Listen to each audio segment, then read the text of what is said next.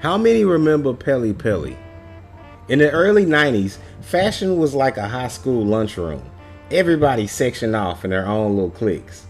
But brands like Pelle Pelle were among the pioneers of a whole new thing yet to come, breaking down the walls of segregation in the fashion game.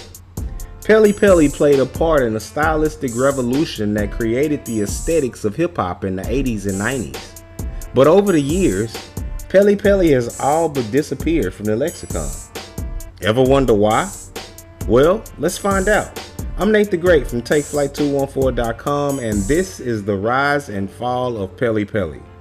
But before we get started, please take a second to stop and hit that like button for us. I know I say it all the time, but liking and sharing these videos really is the best way to help smaller channels like ours continue to grow. But with that being said, let's jump right in. Born in Detroit, Michigan, Mark Buchanan, future creator and designer, was immersed in the vibrant cultural environment from a young age. The city's rich musical history and diverse cultural influences played a significant role in shaping his creative vision.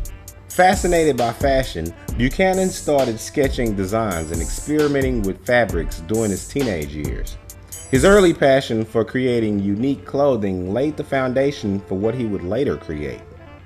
By the time Buchanan was a teenager, he had already began honing his craft, immersing himself in books on design, pattern making, and fabrics. After high school, Mark took on a job at Gandalf Leather to finance his studies at the prestigious Cranbrook Academy of Art.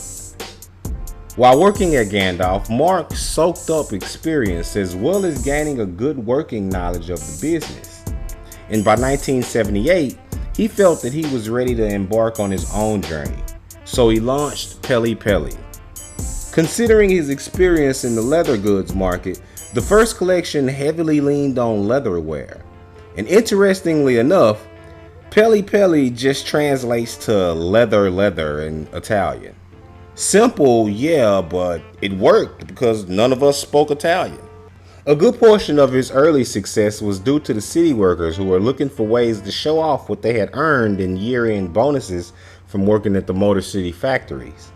And realizing a void in the market, Mark wanted to offer high-fashion leather goods, but at realistic prices. He began to distribute to specialized shops such as City Blue in Philadelphia or Blue Jeans in New York. Perfect timing for Mark because rap as a genre had recently exploded, and people were following the culture wanting to express their sense of style in unique new ways. Brands like Pelle Pelle were poised to capitalize on this. One of the earliest adopters of the brand, on a mainstream level at least, was Detroit's own Tommy the Hitman Hearns. Tommy fell in love with the look and commissioned the leather suit from Buchanan after visiting Donna Sachs' store in the now demolished Northland Hills Mall. The Pelle Pelle leather designs became more adventurous over the years as they went on. Buchanan began adding rhinestones and fur trims. Once cut slim, the jackets became looser and looser, and the logos got bigger and bigger as he experimented with different stitch patterns and leather types.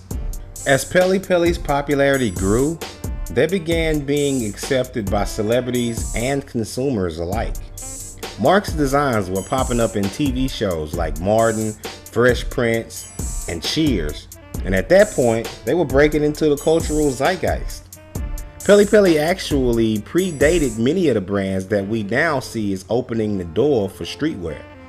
Noticing the buzz was growing, Mark decided to expand his line, offering denim, tees, and hoodies. Pelle Pelle was huge. Their pieces could be seen on many of the biggest rappers in the game, and they even had a jacket in the Rock and Roll Hall of Fame.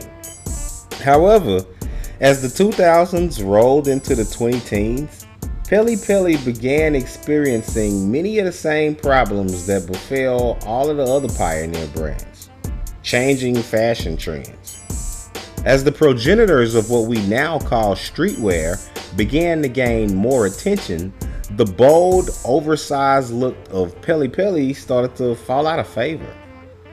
Early day streetwear's raw minimalism and authenticity began to sway consumers away from the loud, flashy leather jackets of Pelle Pelle, and it just wasn't hitting the same way as it used to be. Despite the troubles, Mark and crew soldiered on all throughout the 2010s, with sales falling more and more year over year. Finally, in 2018, Pelle Pelle decided to take a bit of a time out. Mark still controlled the brand at that time, but he was looking to make changes. During this period, Pelle Pelle's visibility in the market all but died out. You couldn't find their jackets in stores anymore, and their online presence was minimal at best. For many, it seemed like Pelle Pelle had disappeared entirely. As a brand, they had been in the tank for quite a while. They might have officially went away in 2018, but make no mistake about it, they had been irrelevant in fashion for at least a decade leading up to that. But a few years ago, 90s retro made a bit of a comeback, and Pelle Pelle was poised to pounce on it. As for Mark, in 2018 when Pelle Pelle went on hiatus, he expressed his desire to call it a day and retire.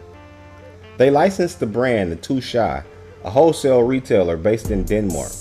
Too Shy now runs the European wing of the company. As for Pelle Pelle in America, it seems like they're kinda no more, or at least from the standpoint that they once were known for.